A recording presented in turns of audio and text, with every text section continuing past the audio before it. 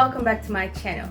So today's video is going to be a little different from the videos that you are used to seeing on my channel, and I think that's okay because as we head into 2021, I want it to be a source of inspiration and encouragement for someone who might need it, because as we know, 2020 has been a challenging year for so many of us.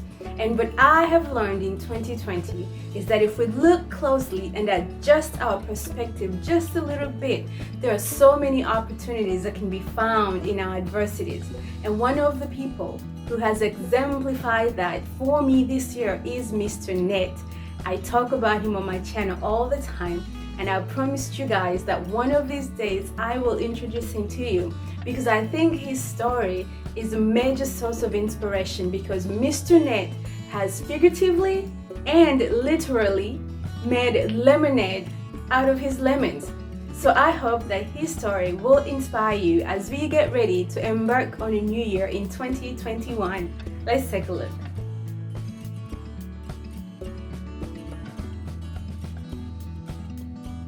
My name is Nate Sumbry.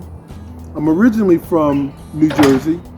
I came to Houston in 1977, and I decided that I was going to pursue my passions. One of my passions was always gardening. I decided that I wanted to grow fruit trees.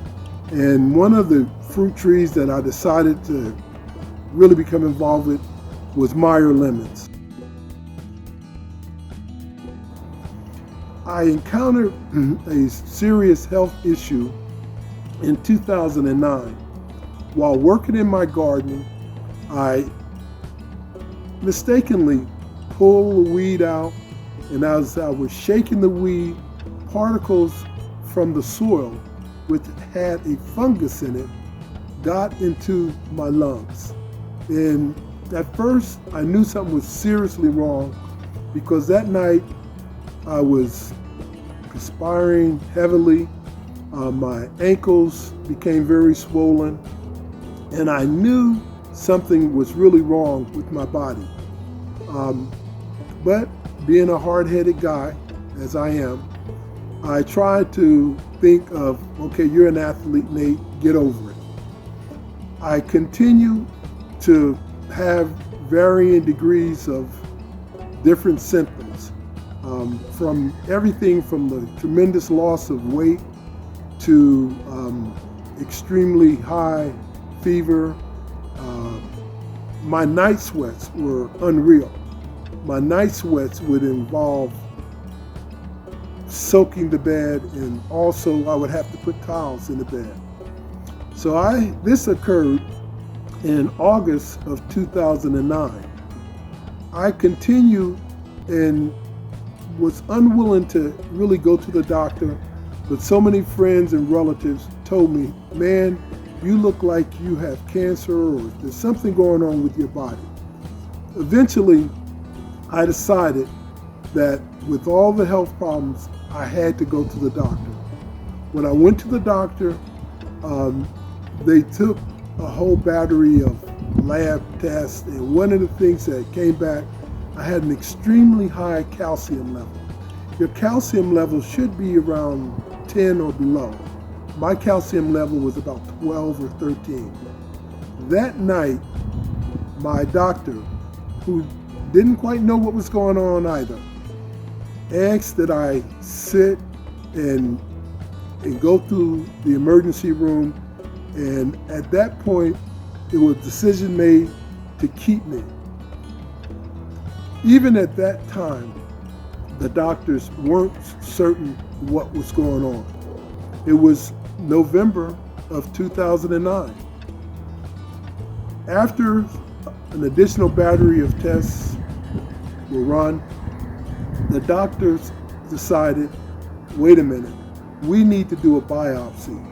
So in January of 2010, a biopsy was done, and when the biopsy was done on my lymph nodes, on my lymph nodes in my lungs, it was discovered that there were holes in the biopsy, in the lymph nodes.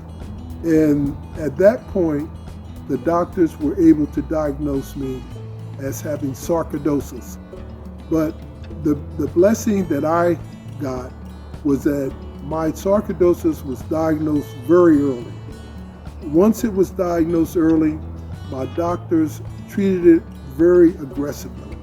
In fact, there were medications that were used that many times were used with cancer patients.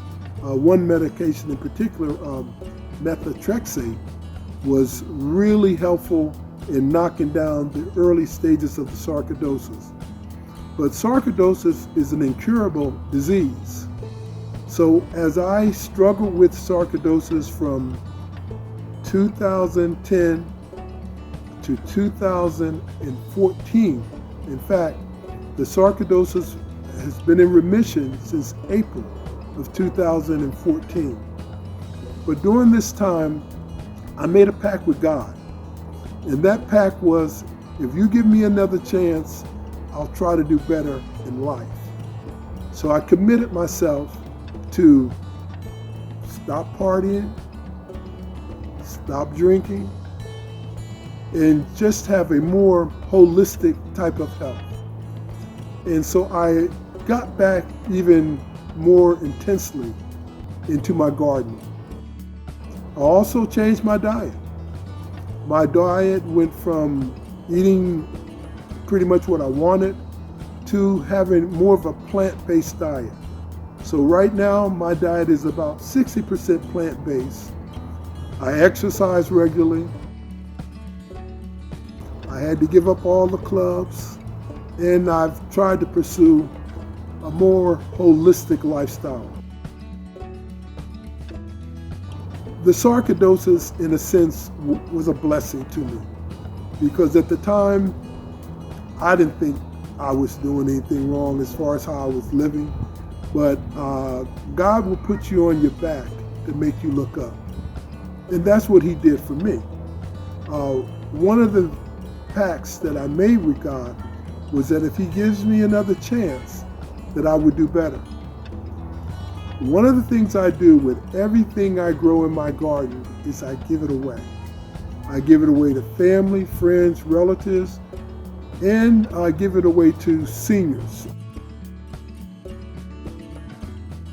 But I feel I've been blessed, and I was blessed by having my health back. At this time, I'm doing real well. All the aspects of my life are going well, and I'm thankful. I'm thankful for the financial benefits that I've had since being retired in 2002. I'm happy that I've made peace with relationships and the holistic approach that I have about exercise, about eating, about the way I interact with other people, and how I can give back. And I continually try to give back as much as I can. But that's pretty much been my story with the sarcoidosis. But I feel that the garden and the fruit trees has been my way of telling God, thank you for giving me another chance.